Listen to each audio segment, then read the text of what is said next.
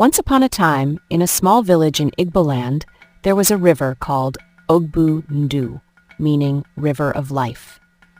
It was a beautiful river that flowed through the village, but it was also known as the Forbidden River.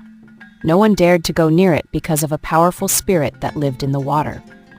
The villagers believed the spirit would trap anyone who tried to take water from the river or swim in it. There was a young girl named Chika who lived in the village. Chika was smart, brave, and curious. She often heard stories from the older villagers about the spirit of the river. Some said it was a kind spirit that protected the village, while others said it was a wicked spirit that would trap anyone who went too close to the water. Chika was not afraid. In fact, she wanted to know the truth.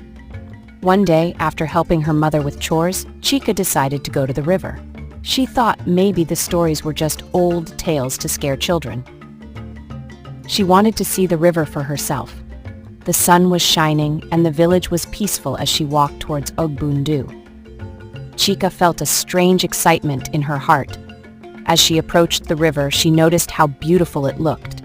The water sparkled in the sunlight and the trees around it were tall and green.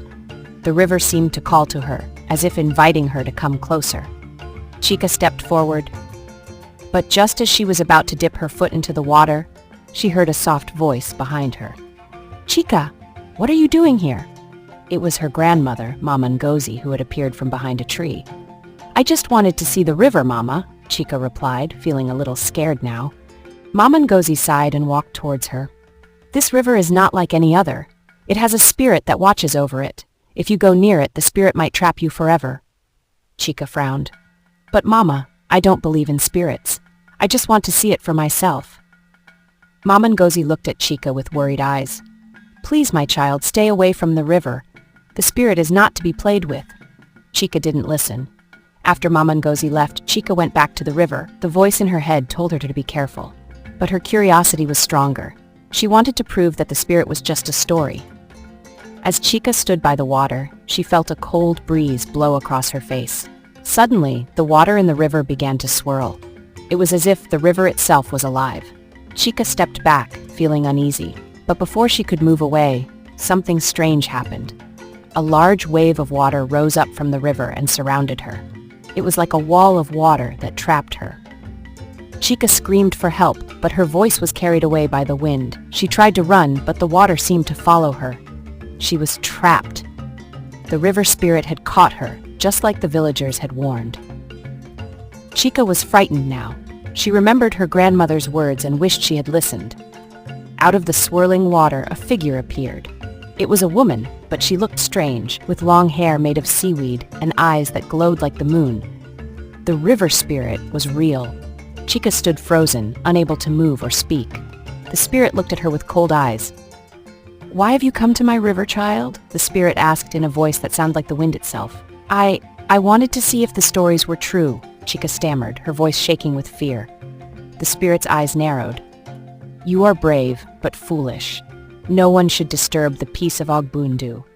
"I'm sorry," Chika whispered, tears starting to fill her eyes. "Please let me go. I promise never to come back."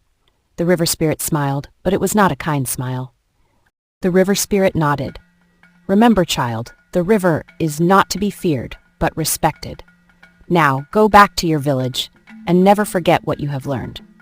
With that, the water parted, creating a clear path for Chika to leave.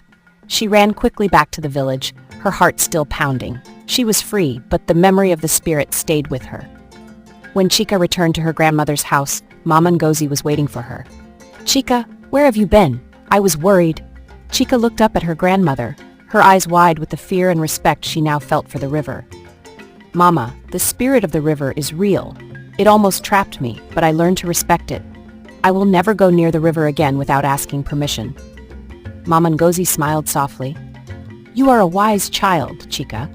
Now you understand that the river is not just water. It is part of our land, and we must always treat it with respect." From that day on, Chika never forgot the lesson she had learned. She told the other children in the village about her adventure and warned them to stay away from Ogbundu unless they had a good reason to be there. The river spirit, she said, would only harm those who disrespected it. The villagers learned to live in harmony with the river. And Chika, now wise beyond her years, often visited the river, but only from a distance. She knew that the spirit was still watching, waiting for anyone who dared to disturb its peace. And so, the village lived in peace with the river, always remembering the lesson of respect that Chika had learned the hard way. Today, let's talk about the important life lessons from this enchanting story. 1. Respect nature. Always treat nature with care, as it holds power and wisdom. 2. Listen to wise advice. Elders' warnings and lessons are valuable and can help you avoid trouble. 3. Courage and humility. Be brave to face challenges, but humble enough to learn from your mistakes. Thank you for watching and supporting our channel. Please give this story a thumbs up and click on the notification bell for more amazing and enchanting stories like this one. Also, if you haven't subscribed to our channel, please support us by subscribing, like, comment, and share. See you on the next one. Thank you so much, and God bless you.